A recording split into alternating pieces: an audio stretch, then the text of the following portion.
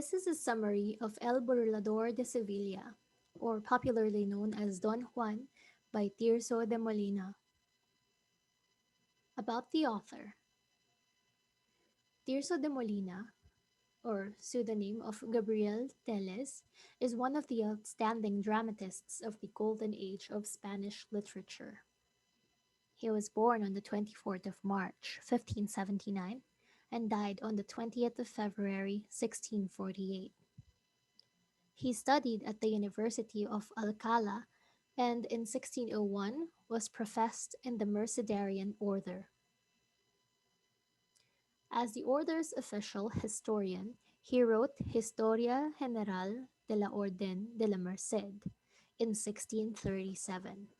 A friar, he led a peaceful life at a convent from a young age.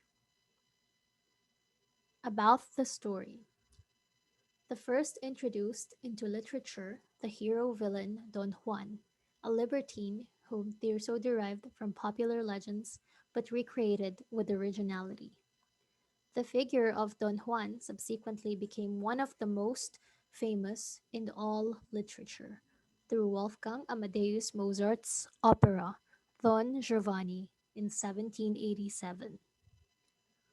Don Juan is a satiric poem by Lord Byron, based on the legend of Don Juan, which Byron reverses, portraying Juan not as a womanizer, but as someone easily seduced by women. It is a variation on the epic form. Byron himself called it an epic satire. El Burlador rises to a majestic climax of nervous tension when Don Juan is confronted with the statue ghost of the man he has killed and deliberately chooses to defy this emanation of his deceased conscience. The story. Act 1. The play opens in the king's palace in Naples in the 14th century. It's nighttime. The Duchess Isabella has invited her lover, Duke Octavio, to her room, but the man with her is in fact Don Juan. When Isabella realizes it's not Don Octavio, she screams for help. The king arrives carrying a candlestick. Summing up the situation, he calls for the guards and orders this man to be arrested. The guards arrive accompanied by Don Pedro Tenorio, Spanish ambassador to Naples and Don Juan's uncle. The king, without ascertaining Don Juan's identity, orders Don Pedro to punish the intruder and leaves. When Don Juan reveals that he is related to the Spanish ambassador, Don Pedro orders everyone else to leave. Alone with Don Pedro, Don Juan then discloses that he is Don Pedro's nephew. Angry, Don Pedro asks for explanations. Don Juan excuses himself, saying that he is young and that since his uncle was young once, he should understand. Then, he admits that he deceived and seduced Isabella by pretending to be Don Octavio. Don Pedro cuts him off, and in an aside reveals that this is not the first time that Don Juan has deceived women, and that his father had sent him from Castile for that reason. Don Pedro arrives to apprehend Octavio. He again lies, telling Octavio that the king had seen Isabella in the arms of some man, and that Isabella had confessed that it was he, Octavio, who had seduced her while promising to marry her. The bewildered Octavio believes that Isabella has betrayed him, but with the connivance of Don Pedro, escapes and heads for Spain. We move to the coast of Spain, near the town of Tarragona.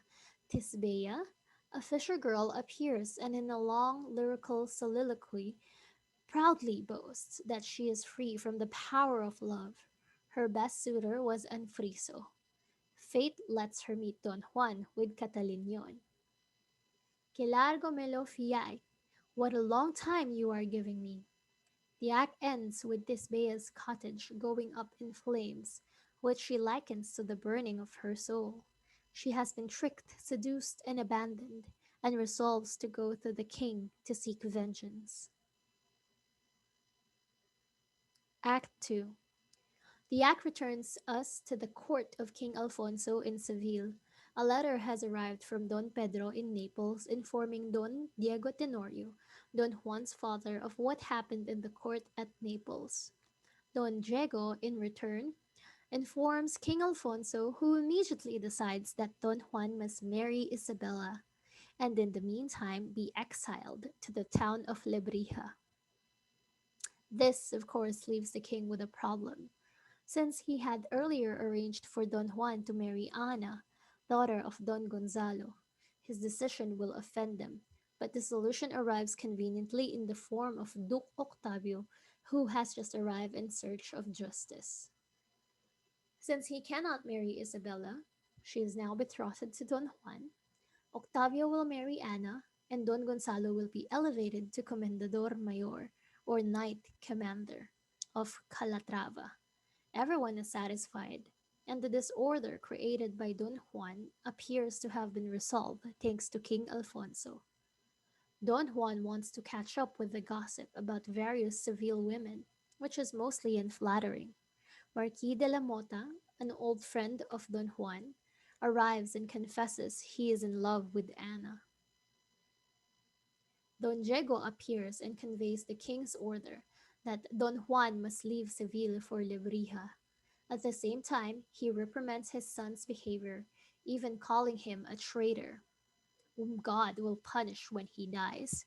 Don Juan again dismisses the warning with tan largo me lo fiay. There's still plenty of time.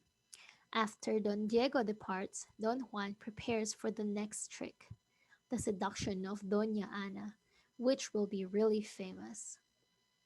Don Juan succeeds in entering Doña Ana's house, but on discovering that her visitor is not the Marquis, Ana screams. Don Gonzalo bursts in and confronts Don Juan. In the ensuing sword fight, Don Juan kills Don Gonzalo. As Don Juan and Catalinion flee, the Marquis arrives.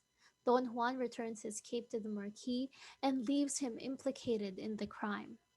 The king orders the bewildered Marquis arrested, while Doña Ana is under the protection of the queen. A country wedding in the village of Dos Hermanas is interrupted by Don Juan on his way to exile in Lebrija.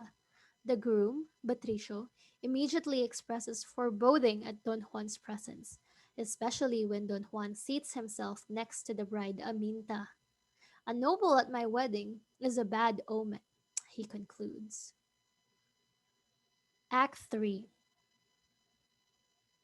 Don Juan boasts to Catalinion that the seduction of Aminta will be the best yet, and dismisses his servant's warning.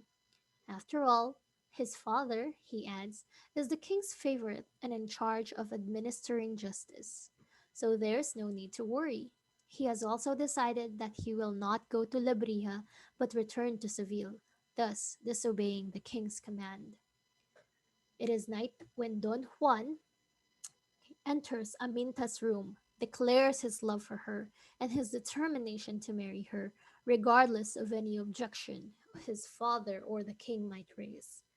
Aminta demurs, wondering if he is lying. Don Juan takes her hand and swears upon it.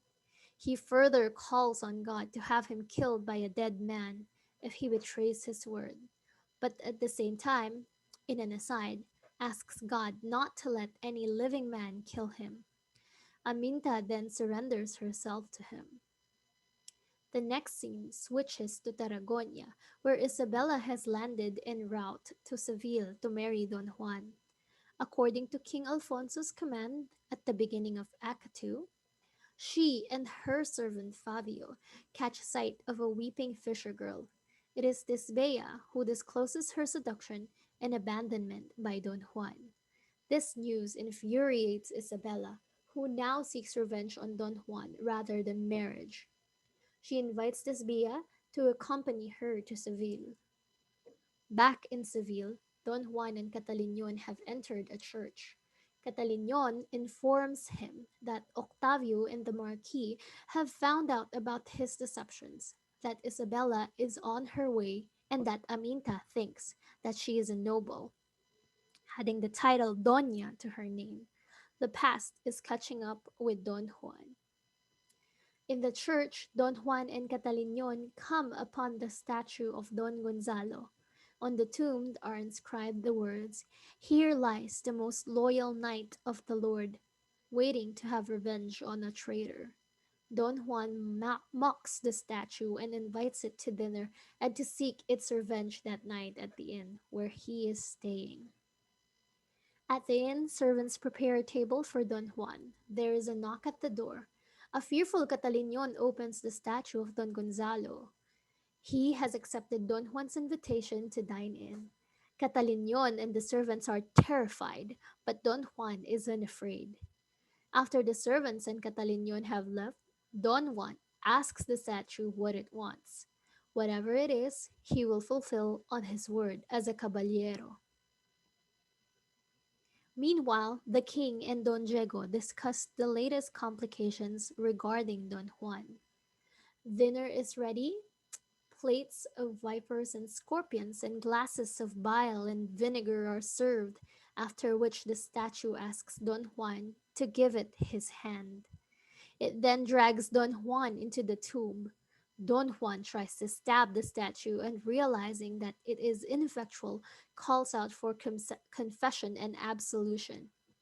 But it is too late, as Don Juan is dragged under the statue, declares that what has been done is God's justice, and that quien tal hace que tal pague.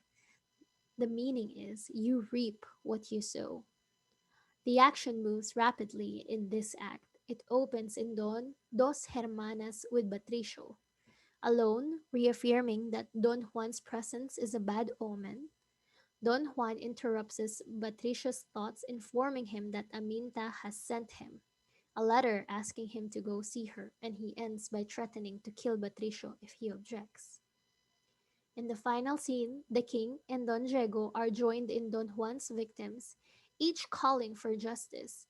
As each blames Don Juan, the king orders him arrested and killed, a punishment which his father Don Diego does not oppose. However, Catalignon arrives with the news that Don Juan has been killed at the hands of the statue of Don Gonzalo. The king reaffirms that God's justice has been carried out, and since the cause of all the chaos is now dead, marriage arrangement can be settled. Octavio is to marry Isabella, Anna is confirmed as the Marquis's bride to be, and Patricio and Aminta are reunited. Only Tisbea remains unattached. El Bulrador de Sevilla as a literary masterpiece. The artistic value is that the power of the drama derives from its rapid pace, the impression it gives of cumulative tension as Don Juan's enemies gradually hound him to destruction, and the awareness that the Don is goaded to defy even the ghostly forces of the unknown. Intellectual value. Don Juan is a fictitious character who is a symbol of libertinism. Tirso was at his best when portraying the psychological conflicts and contradictions involved in these master characters. Spiritual value. The highly popular Don Juan Tenorio of 1844 of Jose Zorrilla y Moral, still traditionally performed in Spain at the time of All Saints' Day, or All Souls' Day. Borrowed lavishly from French sources, Zorrilla's play is said to sentimentalize the legend by furnishing a pious heroine and a serious love interest, and by procuring Don Juan's repentance and salvation. El Condenado por Desconfiado dramatizes a theological paradox, the case of a notorious evildoer who has kept and developed the little faith he had, and who is granted salvation by an act of divine grace, contrasted with the example of a hitherto good living hermit eternally damned for allowing his one time faith to shrivel. Permanence. Don Juan became an archetypal character in the West as familiar as Don Quixote, Hamlet, and Faust. Subsequently, he became the hero villain of plays, novels, and poems. His legend was assured enduring popularity through Mozart's opera Don Giovanni of 1787, and it would continue to live on by the 20th century in movies and other media. Suggestiveness. El Burlador rises to a majestic climax of nervous tension when Don Juan is confronted with the statue ghost of the man he has killed, and deliberately chooses to defy this emanation of his deceased conscience. Style. When inspired, Tirso could dramatize personality and make his best characters memorable as individuals. He is more stark and daring than Lope, but less ingenious, more spiritually independent than Pedro Calderon de la Barca, but less poetic.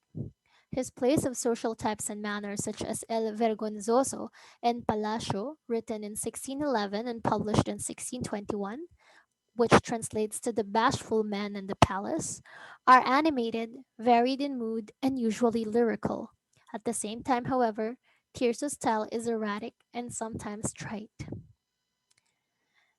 All right, that's it. Thank you so much for listening and have a good day.